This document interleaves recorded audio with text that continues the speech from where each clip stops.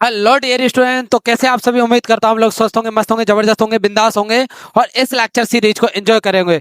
तो ये है लेक्चर नंबर 8। इससे पहले 7 लेक्चर मैं कर चुका हूँ, 7 क्लास ऑलरेडी हो चुकी है इस चैप्टर की। ये क्लास 12 का फिजिक्स का फर्स्ट चैप्टर चल रहा है, वैद्युत आवेश तथा उसका क्षेत्र, जिसमें हमने लास्ट टॉपिक डिस्कस किया था एक समान आवेशित बलय के अक्ष पर वैद्युत क्षेत्र की तीव्रता। आज क्या देखें, आज वैद्युत क्षेत्र जो हमने पढ़ा था उस वैद्युत क्षेत्र को रिप्रेजेंट करने वाली एक चीज के बारे में पढ़ेंगे, उसका नाम है वैद्युत बल रेखा। यानी वैद्युत क्षेत्र, जो क्षेत्र आपने पढ़ा था लास्ट लेक्चर में, उस वैद्युत क्षेत्र को किसके द्वारा प्रदर्शित किया जाता है उसके बारे में पढ़ेंगे। अर्थात वैद्युत बल रेखाओं के बारे में डिस्कस करेंगे, वैद्युत बल रेखाओं की कहानी के बारे में जानेंगे। तो चलिए, क्या होती है वैद्युत बल रेखा, इसकी चर्चा करते हैं। ठीक है बेटा, चलिए आ जाइए। वैद्युत बल रेखा क्या होती है?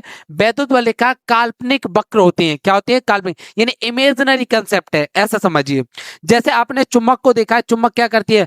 लोहे के छोटे छोटे टुकड़ों को अपनी ओर खींचती है। जिस प्रकार चुम्बक का एक क्षेत्र है, और लेकिन उस क्षेत्र को हम देख नहीं पाते। ठीक है, जैसे समझिए ये एक चुम्बक है, ये एक चुम्बक है नॉर्थ साउथ। ये चुम्बक क्या करेगी? लोहे के छोटे छोटे छोटे छोटे पार्टिकल को अपनी ओर खींचेगी, अपनी ओर खींचेगी, लोहे के छोटे छोटे पार्टिकल को अपनी ओर खींचेगी। तो इसका क्या अपना एक क्षेत्र है, जिसमें क्या कर पाती है? ये लोहे के छोटे छोटे टुकड़ों को अपनी ओर खींच पाती है।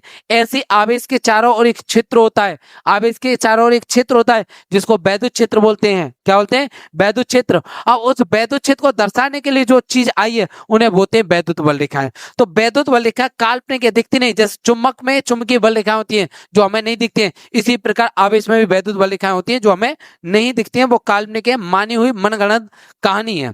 तो क्या चीज है समझिए भाई।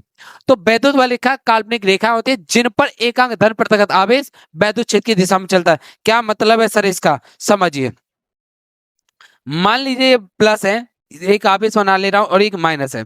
यहां से वैद्युत बल रेखा निकल के यहां पहुंची, आगे पढ़ाऊंगा मैं। ठीक है, और एक वैद्युत बल रेखा ये हो गई। चलो इसको हटा देते हैं, अभी हटा देते हैं, आप टेंशन ना लो। समझ ली, ये एक वैद्युत बल रेखा। अभी बस ये समझ लो, इस तरीके की कोई वैद्युत बल रेखा है, इस तरीके की बड़ी विचित्र वैद्युत बल रेखा बनाई है मैंने। ठीक है, ये एक वैद्युत बल रेखा है, वैद्युत बल रेखा, ये एक वैद्युत बल रेखा है। ठीक है हाँ, तो ये वैद्युत बल रेखा कुछ इस तरीके से बनाई है। अगर मैं इसके ऊपर एक क्यू नॉट आवेश ला के रख दूं, धन आवेश ला के रख दूं, तो वो धन आवेश इसके ऊपर मस्त आराम से बैठ जाएगा, इसके ऊपर आराम से बैठ जाएगा और इसी के ऊपर चलने लगेगा, इसी के ऊपर चलने लगेगा। तो ये क्या बोला, ये बात बोलिए। वैद्युत बल रेखा काल्पनिक रेखा होती है जिन पर एक धन प्रतिगत आवेश, एक धन प्रतिगत आवेश, यानी एक ऐसा आवेश जो सब चीज से अलग हो, इसका कोई क्षेत्र ना हो, धन प्रतिगत आवेश वैद्युत क्षेत्र की दिशा में। तो ये किसकी दिशा है? ये वैद्युत क्षेत्र की दिशा है। ये किसकी है? वैद्युत क्षेत्र की दिशा है। आप इस डायग्राम को कॉपी में कुछ ऐसे बनाओगे। ठीक है, थोड़ा सा अच्छे से इसको बना देते हैं। ये कोई वैद्युत बल रेखा हो गई और इसके ऊपर में कोई क्यू नॉट आवेश जा रहा है, ये रहा क्यू नॉट आवेश। ये वैद्युत क्षेत्र की दिशा है। ये क्या है? वैद्युत क्षेत्र की दिशा। वैद्युत क्षेत्र इधर है, तो इसके ऊपर ये आवेश चलता रहेगा, इसी के ऊपर, इस तरीके से। ठीक है, यही बात बोली गई। तो वैद्युत बल रेखा क्या होती है? वैद्युत बल रेखा काल्पनिक रेखा होती है जिन पर एक धन प्रतिगत आवेश वैद्युत क्षेत्र की दिशा में चलता है। वैद्युत बल रेखा के किसी बिंदु पर खींची गई स्पर्शरेखा वैद्युत क्षेत्र की दिशा को प्रदर्शित करती है। सर क्या मतलब है? समझिए भाई, देखिए मान लीजिए एक वैद्युत बल रेखा है। ठीक है, इसका मैं कोई पॉइंट पूछूं, मैं पूछूं, मैं इस पॉइंट पर, कौन से पॉइंट पर? इस वाले पॉइंट पर, यहां एक पॉइंट ए ले लेता हूं और एक पॉइंट बी यहां ले लेता हूं। ठीक है, और एक पॉइंट बी यहां ले लेता हूं, सी ले लेता हूं। मैं पूछूं ए पर वैद्युत क्षेत्र की दिशा क्या है, तो आपको क्या करना है? कुछ नहीं करना, एक सिंपल टेंजेंट लाइन खींच देनी, एक स्पर्श रेखा जो इसको टच करते हुए जाए। ठीक है, स्पर्श रेखा क्या होती है? एक ऐसी रेखा जो किसी वक्र को केवल एक बिंदु पर टच करती है, उसे बोलते हैं स्पर्श रेखा। तो यहां मैंने स्पर्श रेखा खींची है, तो वैद्युत क्षेत्र की दिशा आपको देखने को मिलेगी कुछ इस तरफ है। ये क्या है? हमारे वैद्युत क्षेत्र की दिशा। अब बिंदु बी पर पूछी हुई है, बिंदु बी पर वैद्युत क्षेत्र की दिशा क्या होगी? तो बिंदु बी पर क्या करोगे? एक स्पर्श रेखा खींच दोगे, ये खींच दी। तो ये क्या? वैद्युत क्षेत्र की दिशा है। ये ऐसे करके ये स्पर्श रेखा, ये वैद्युत क्षेत्र की दिशा है। बिंदु सी पर पूछा है वैद्युत क्षेत्र की दिशा, तो बिंदु सी पर टच करते हुए एक स्पर्श रेखा खींचोगे, बिंदु सी पर टच करते हुए एक स्पर्श रेखा। तो ये बिंदु सी को टच है, ये वैद्युत क्षेत्र की दिशा है। अर्थात आपको जहां पर भी वैद्युत क्षेत्र निकालना है वहां पर क्या करोगे? आप एक स्पर्श रेखा खींच दोगे। एक बार वापस से समझ लोगे। मान लीजिए ये एक वैद्युत बल रेखा है और इस पॉइंट पर मेरे को वैद्युत क्षेत्र चाहिए, इस वाले पॉइंट पर ए पर। तो आपको क्या करना है, सिंपल सिंपल सा एक इसके ऊपर टेंजेंट खींच देना, एक इस पर से, ये हो जाएगी इस पर वैद्युत क्षेत्र की दिशा। ठीक है, ये क्या हो जाएगी, इस पर वैद्युत क्षेत्र की दिशा हो जाएगी। ठीक है, उम्मीद करता हूं ये दोनों पॉइंट आपको एकदम क्लियर हो गए होंगे। ठीक है, अब देखिए ये जो वैद्युत बल रेखा है, अब जरा इनके गुणों के बारे में जानते हैं। अभी हमने क्या पढ़ा, वैद्युत बल रेखा काल्पनिक रेखाएं होती है जिन पर एक धन पृथक आवेश इनकी दिशा में चलता है, यानी काल्पनिक है। दूसरी बात क्या पढ़ी, वैद्युत बल रेखा किसी बिंदु पर खींची गई स्पर्श रेखा, उस पर क्या बताएगी, वैद्युत क्षेत्र की दिशा को प्रदर्शित करेगी। ठीक है, अब जरा वैद्युत बल रेखाओं के गुणों की चर्चा करते हैं जिनको हमने पढ़ा है, क्या क्या गुण है। तो वैद्युत बल रेखाओं के गुण, तो वैद्युत बल रेखाओं के क्या क्या गुण होते हैं समझिए। वैद्युत बल रेखा धनावेश से निकलती है, कहां से निकलती है, धनावेश से, याद रहे वैद्युत बल रेखा धनावेश से निकलती है और ऋण आवेश में प्रवेश करती है या समाप्त हो जाती है। ठीक है, वैद्युत बल रेखा धनावेश से निकलती है तथा ऋण आवेश पर समाप्त हो जाती है, या कह सकते हो ऋण आवेश में प्रवेश करती है। क्या मतलब है सर इसका, समझिए भाई। मान लीजिए ये कोई धनावेश है और इस धनावेश से वैद्युत बल रेखा इस तरीके से बाहर निकलेंगी, क्योंकि ये तो बोला है धनावेश से वैद्युत बल रेखा बाहर निकलती हैं। तो बताइए बाहर निकलते हुए दिखाइए वैद्युत बल रेखा, जबकि ऋण आवेश में क्या कहा है, ऋण आवेश में वैद्युत बल रेखाएं अंदर प्रवेश करती हैं। ठीक है, ऋण आवेश में क्या करें, अंदर जा रही है, ध्यान से देखो एरो का निशान देखो किधर जा रही है, ऋण आवेश में अंदर की ओर आ जाती हैं। और अगर मैं धनावेश और ऋण आवेश साथ में रख दूं, चलो देख लेते हैं, ये धनावेश और ये ऋण आवेश, तो क्या होगा, धनावेश से वैद्युत बल रेखा निकलेंगे और ऋण आवेश में प्रवेश कर जाएंगी इस तरीके से।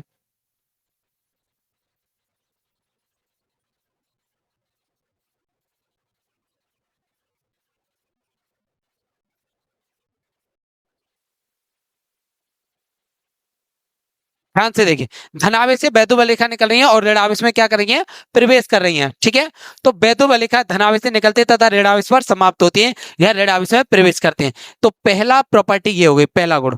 अगला गुण समझिए क्या है, वैद्युत बल रेखा बंद वक्र नहीं बनाती है। सर बंद वक्र का मतलब क्या है, यानी वैद्युत बल रेखा घूम फिर करके लौट करके वापस नहीं आती है, यानी अपना एक सर्कल तैयार नहीं करती, अपना एक लूप नहीं बनाती है। ठीक है सर, कैसे कह सकते हो आप, अभी तो आप लोगों ने देखा, देखो यहां से वैद्युत बल रेखा निकली, यहां समाप्त हुई, क्या लौट के आई है, नहीं। तो वैद्युत बल रेखा बंद वक्र नहीं बनाती, इस तरीके का कोई भी वक्र नहीं बनाएंगी। ठीक है, समझ लेना, आगे क्वेश्चन है इस तरीके से। तो वैद्युत बल रेखा बंद वक्र नहीं बनाती हैं। ठीक है, ये धनावेश से निकलती है और ऋण आवेश पर समाप्त हो जाती है, इस तरीके का कोई वक्र नहीं बनाई, यानी ऐसे जाकर के वापस ऐसे लौट करके बिल्कुल भी नहीं आने वाली। ठीक है, चलिए इसे पॉज करके नोट डाउन कीजिए।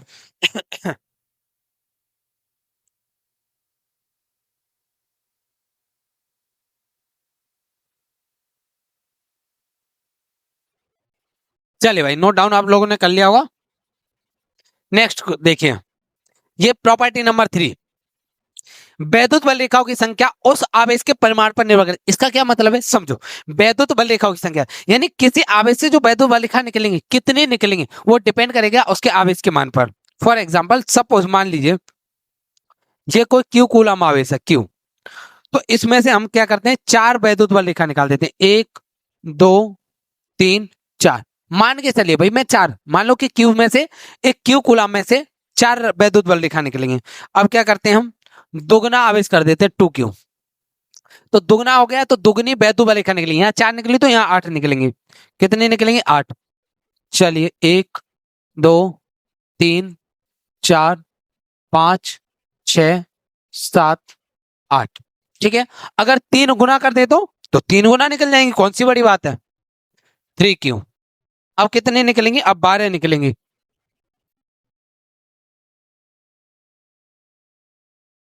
1 2 3 4 5 6 7 8 9 10 11 12। ठीक है, कहने का मतलब ये है कि जैसे जैसे आवेश का मान बढ़ता है वैसे वैसे वैद्युत बल रेखाओं की संख्या क्या होती है, बढ़ती जाती है। ठीक है, वैद्युत बल रेखाओं की संख्या, वैद्युत बल रेखाओं की संख्या उस आवेश के परिमाण पर निर्भर करती है, किसके, आवेश के परिमाण पर, कितना आवेश है। ठीक है, चलिए आगे समझिए, वैद्युत बल रेखाओं दो आवेशों को मिलाने वाली रेखा वाले अक्ष के सममित होती है। इसका क्या मतलब है समझो, मान लीजिए ये धन आवेश ले लिया और यहाँ ऋण आवेश ले लिया। ठीक है, और इन दोनों को मिलाने वाली एक अक्ष बना देते हैं। ये कोई अक्ष है, ठीक है, बना दिए। अब क्या करते हैं, वैद्युत बल रेखा खींचते हैं, वैद्युत बल रेखा। इसमें से धनावेश से वैद्युत बल रेखा निकलेगी, ऋणावेश में प्रवेश करेगी।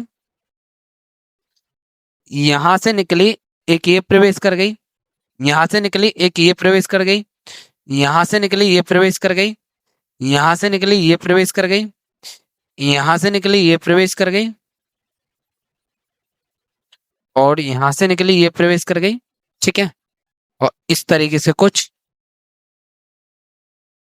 यहां प्रवेश कर जाए, इस तरीके से।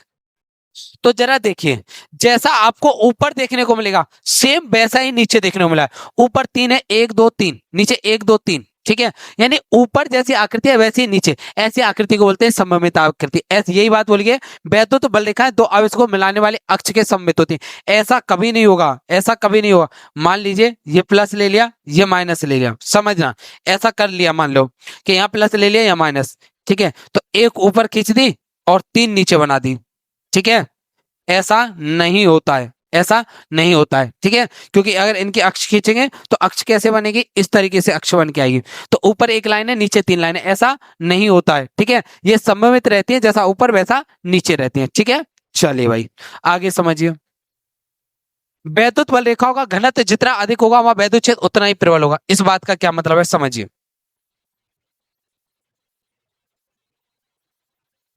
ये मैंने वैद्युत बल रेखा बनाई है।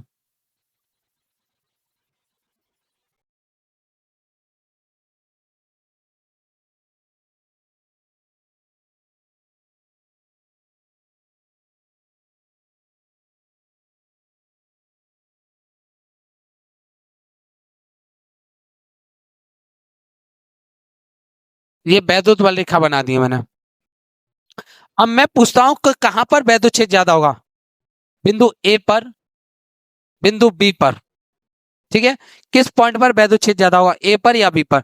तो जहां पर वैद्युत बल रेखा पास पास होती है, वैद्युत बल रेखा का घनत्व, घनत्व मतलब जहां पर पास पास हो, ठीक है। घनत्व का मतलब क्या है, जहां पर वैद्युत बल रेखा पास पास हो वहां वैद्युत क्षेत्र उतना ही प्रबल होता है। तो आप समझ गए होंगे, बिंदु बी पर, बिंदु बी पर वैद्युत बल रेखा पास पास है, और बिंदु ए पर क्या है, वैद्युत बल रेखा दूर दूर है। तो बिंदु ई पर, बी पर क्या होगा, वैद्युत क्षेत्र ज्यादा होगा। तो इलेक्ट्रिक फील्ड किस पर ज्यादा होगा, बी पर। तो ई ए, ठीक है। Electric field of B is greater than electric field of E A, ठीक है। तो बिंदु बी पर वैद्युत क्षेत्र क्या होगा, प्रबल होगा, क्योंकि वहां पर वैद्युत बल रेखा क्या है, पास पास है। आगे समझिए, वैद्युत बल रेखा के किसी बिंदु पर खींची गई स्पर्श रेखा उस बिंदु पर वैद्युत क्षेत्र की दिशा को प्रदर्शित करती है। अभी जस्ट बताया था ये, वापस से रिकॉल कर देते हैं। मान लीजिए ये कोई वैद्युत बल रेखा है, ये कोई वैद्युत बल रेखा है, और इस वैद्युत बल रेखा के इस बिंदु पर मेरे को क्या चाहिए, वैद्युत क्षेत्र की दिशा चाहिए। तो हम क्या करेंगे, इस पर एक टेंजेंट खींच देंगे। क्या खींच देंगे, एक टेंजेंट, यानी एक स्पर्श रेखा, इस तरीके से। तो ये आ जाएगी इसकी वैद्युत क्षेत्र की दिशा, ठीक है। ये जो टेंजेंट की डायरेक्शन देख रहे हो, ये क्या हमारे वैद्युत क्षेत्र की दिशा को प्रदर्शित कर रही है, ठीक है। ये क्या है, वैद्युत क्षेत्र की दिशा। चलिए आगे बढ़ते हैं। आगे देखिए, दो वैद्युत बल रेखाएं एक दूसरे को कभी नहीं काटती हैं, यदि काटेंगे तो कटान बिंदु पर दो स्पर्श रेखा खींची जा सकती है, जो कि असंभव है। हाँ भाई, ये बात भी समझिए, जो दो वैद्युत बल रेखाएं वो एक दूसरे को कभी नहीं काटेंगी।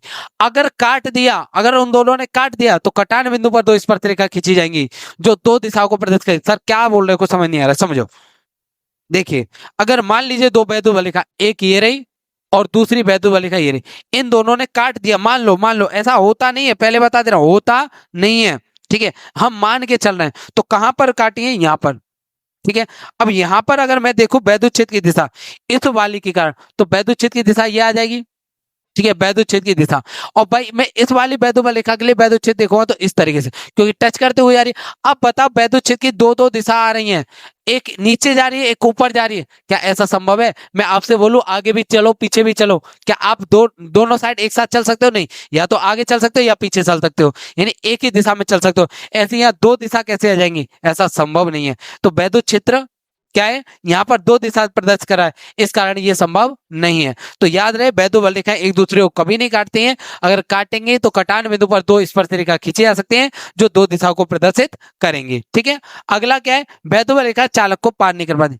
चालक समझिए, जैसे कि लोहा को, मतलब चालक जिसमें से करंट प्रवाहित हो जाए, ठीक है, उसको आर पार नहीं कर पाती है। मान लीजिए कोई चालक गोला है, ठीक है, जिसकी रेडियस आर है, यहां से वैद्युत बल रेखा आई, ठीक है, तो वो इसको पार नहीं कर पाएंगे, ऐसे करके निकल जाएंगी, ठीक है, ऐसे करके निकल जाएंगे, इसको आर पार नहीं कर सकती। ठीक है, क्यों नहीं कर सकती? क्योंकि इसके अंदर इलेक्ट्रिक फील्ड कितना होता है? 0 होता है।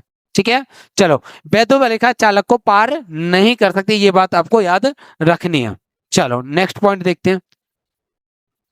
वैद्युत वलिका सतत वक्र बनाती हैं। सतत वक्र मतलब क्या होता है? सतत वक्र मतलब कंटिन्यूसली, कहीं पे भी ब्रेक नहीं होती, कहीं पे भी ये टूटती नहीं है, कहीं पे भी ये टूटती नहीं है। ठीक है, चलो, वैद्युत वलिकाएं जैसे समझिए, ये कोई धनावेश है और ये कोई ऋण आवेश है। ठीक है, यहां से वैद्युत वलिका निकली और इस तरीके से प्रवेश कर गई, यहां से एक वैद्युत वलिका निकली, ऐसे प्रवेश करी, यहां से एक वैद्युत वलिका निकली, प्रवेश कर गई, यहां से एक वैद्युत वलिका निकली, प्रवेश करी, यहां से निकली वैद्युत वलिका, प्रवेश कर गई। हाँ, तो अब जरा इस दौरान देखो, क्या ये वैद्युत वलिका कहीं टूटी है? क्या ऐसे करके चली इस तरीके से? इस तरीके से नहीं चली, कंटिन्यूसली चली, कहीं पे भी ब्रेक नहीं होती, तो इस प्रकार की वैद्युत वलिका संभव नहीं है। तो ये बोला है वैद्युत वलिका सतत वक्र बनाती है। कैसा वक्र बनाती है जी? सतत वक्र बनाती है, कंटिन्यूसली। ठीक है, कहीं पे भी टूटती नहीं है, सतत मतलब कंटिन्यूस, कंटिन्यूस। ठीक है, कहीं पे भी ये रेखाएं टूटती नहीं है। अब अगला पॉइंट देखिए, वैद्युत वलिका चालक के पृष्ठ से सदैव लंबवत ही निकलती है तथा लंबवत ही प्रवेश करती है। इसका क्या मतलब है, समझिए। मान लीजिए मैं एक चालक ले लिया और ये धनावेश दो चालक ले लेते हैं। ठीक है, इस पर प्लस आवेश है, इस पर माइनस आवेश है। ठीक है, तो वैद्युत वलिका क्या होगा? इससे लंबवत निकलेंगे। कैसे निकलेंगे जी? लंबवत, इस तरीके से 90 डिग्री के कोण पर।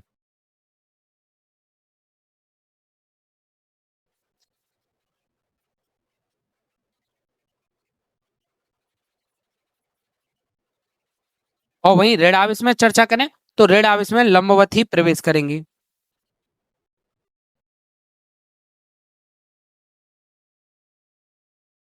तो सीधी सी बात याद रखनी है, धनावेश से वैद्युत वलिका लंबवत बाहर निकलती है और ऋण आवेश में वैद्युत वलिकाएं लंबवत अंदर की ओर जाती है। ठीक है, चलो आगे पॉइंट देखो। एक समान वैद्युत क्षेत्र में वैद्युत वलिकाएं एक दूसरे के समांतर होती हैं। एक समान वैद्युत क्षेत्र, जहां पर वैद्युत क्षेत्र एक समान हो, तो देखिए एक समान बना लेते हैं, वही दो प्लेटें ले लेते हैं। ये सारी चीजें आप आगे पढ़ोगे, जब अभी आप जितने डिटेल में इस चैप्टर को पढ़ लोगे ना, आपको आने वाले चैप्टर उतने इजी हो जाएंगे। ठीक है, ये कैपेसिटर में यूज करूंगा मैं, ये सारी बातें ऐसी जो अभी कर रहा हूं। और यहाँ पर रेड प्लेट ले लेते हैं। ठीक है, तो बताइए, धनावेश से प्लेट वैद्युत वलिका निकलेंगे और ऋण आवेश में प्रवेश करेंगे, इस तरीके से। तो जरा देखो, एक समान वैद्युत क्षेत्र में वैद्युत वलिका कैसे होंगे? एक दूसरे के समांतर होंगे। देखिए जरा, एक दूसरे की क्या है? समांतर है ये वैद्युत वलिका। ठीक है, तो ये चीज बोल रखा है कि एक समान वैद्युत क्षेत्र में वैद्युत वलिकाएं एक दूसरे के समांतर होती हैं। कैसे होती हैं जी? एक दूसरे के समांतर होती है। आगे समझिए, वैद्युत वलिकाएं धनावेश द्वारा प्रतिकर्षित होती है तथा ऋण आवेश द्वारा आकर्षित होती है। समझिए, मान लीजिए कोई धनावेश है और यहां से कोई वैद्युत वलिका जा रही थी इस तरीके से, तो वो क्या हो जाएगी? इससे प्रतिकर्षित हो जाएंगी। ठीक है, क्या हो जाएंगे? प्रतिकर्षित, यानी इसके पास नहीं आएंगी। और वहीं मान लीजिए कोई ऋण आवेश है। कैसा आवेश है? ऋण आवेश। ठीक है, कैसा आवेश है? ऋण। तो इस जैसे अगर कोई वैद्युत वलिका जा रही होगी तो उसको क्या कर लेगी? ये अपनी ओर खींच लेगी। क्या कर लेगी? अपनी ओर खींच लेगी। ठीक है, तो क्या चीज होता है? यहाँ प्रतिकर्षण हुआ, वहां क्या हुआ? आकर्षण हुआ। ठीक है, तो वैद्युत वलिकाएं धन आवेश द्वारा क्या होती है? प्रतिकर्षित, तथा ऋण आवेश द्वारा क्या होती है?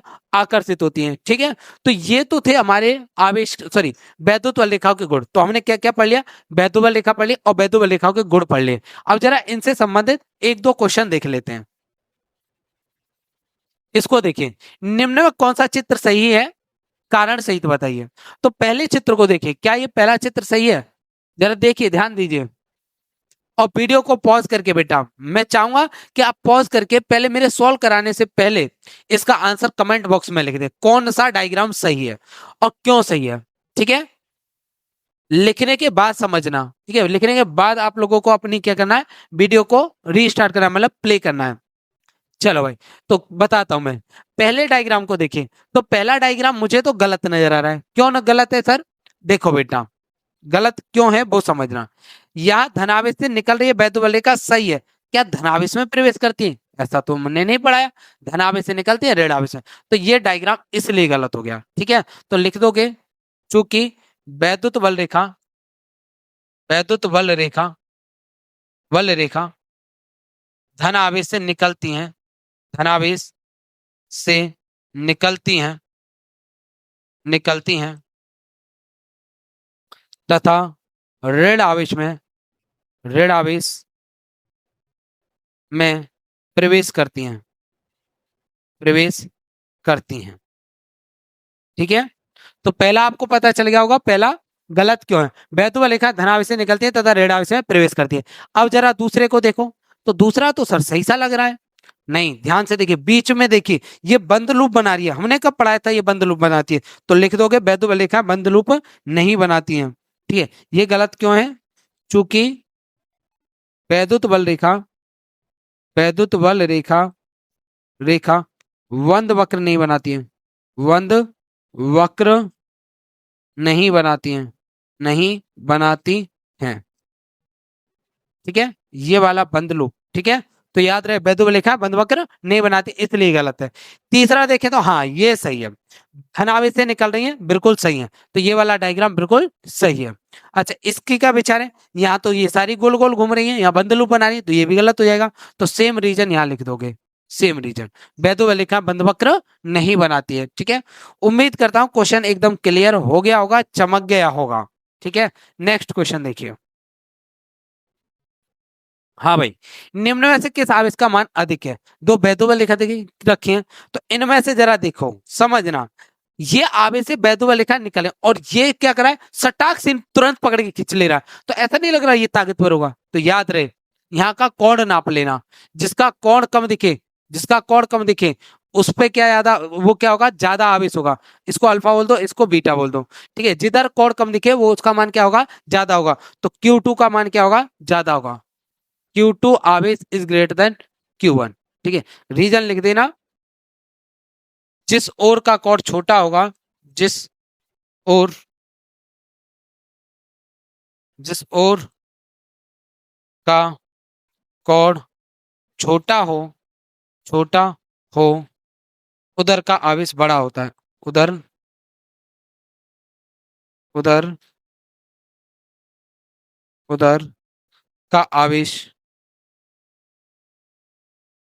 का मान अधिक होगा, अधिक होगा।